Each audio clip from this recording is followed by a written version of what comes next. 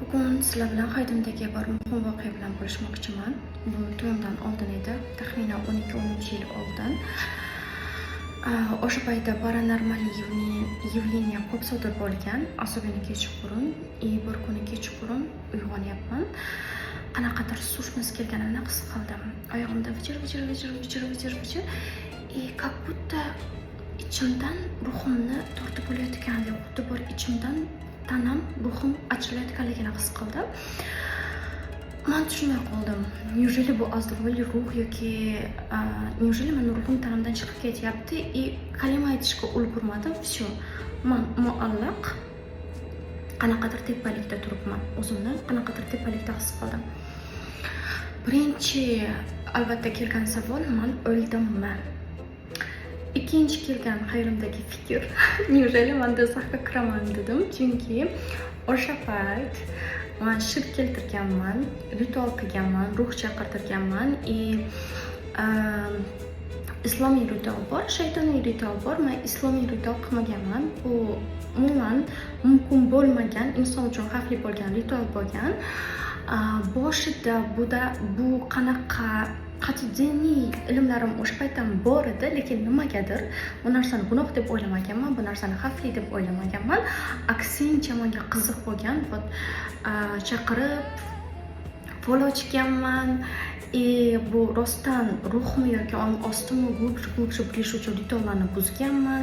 Menga aytishgan, bunaqa qilmagin, sen o'ynashyapsan. Portal ochiladi, keyin ritual qilsang qilmasang u keladigan bo'ladi deyishgan. Men ishonmaganman. O'zi azaldan hozir qaysar emasman. Oldin juda qaysar qiz bo'lganman, juda ham qaysar. O'zimni bilganimdan qolmaydigan qiz bo'lganman. В итоге o'rganib dokumental filmlarni ko'rib chiqib nimaga kelganman, что qilgan ishim juda ham xavfli va oxiri bu narsani o'lim bilan tugashi mumkin va tasodifiy o'lim bilan, o'zingizni taqdiringiz bilan o'lmaysiz.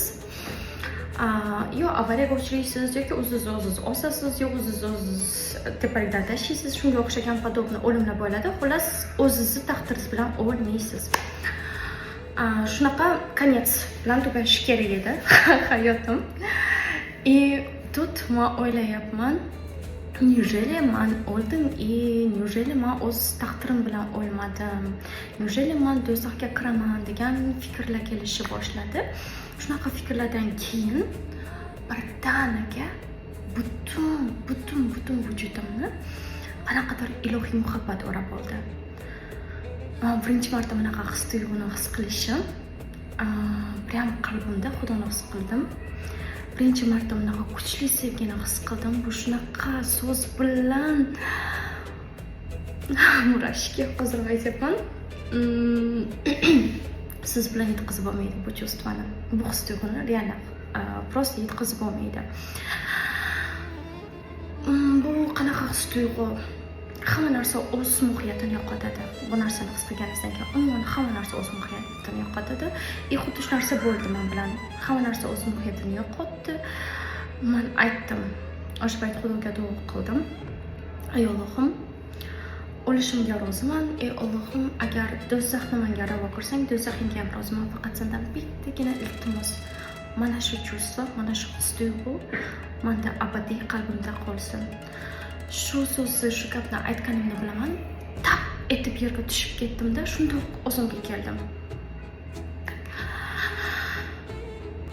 Har bir insonda sevgi, muhabbat tajribasi har xil, tushunchasi ham har xil. Men bugun o'zimni tajribam bilan sizlar bilan bo'lishmoqchiman.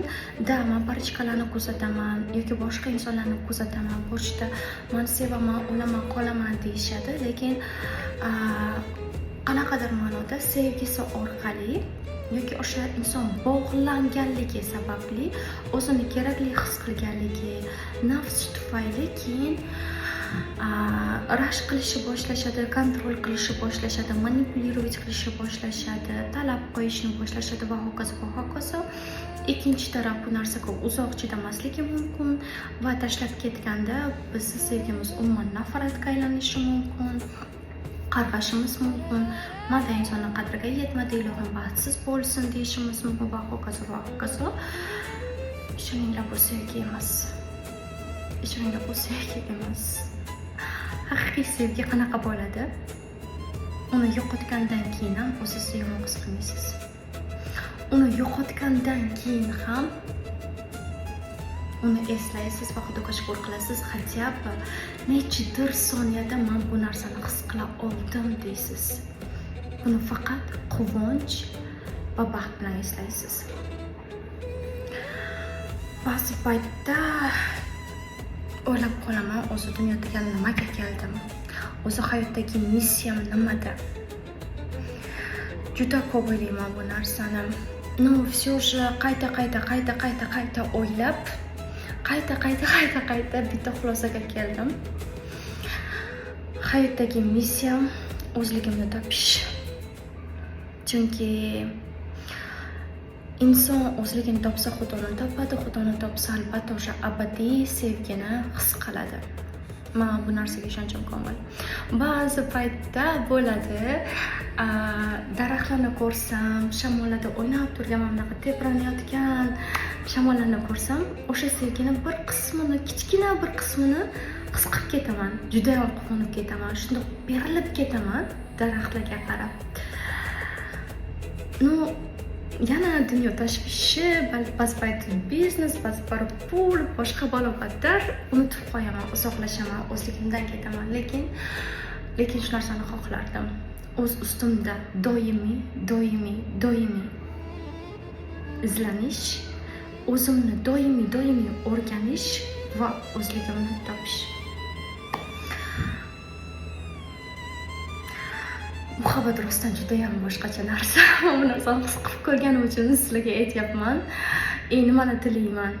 O'zimga ham, sizlarga ham o'sha ilohiy chin muhabbatni topishni. Sizlarni chin ko'ngildan yaxshi ko'raman. Profilimda atirdan tashqari go'zallik sirlari bilan ham bo'lishib boraman. Sog' bo'ling.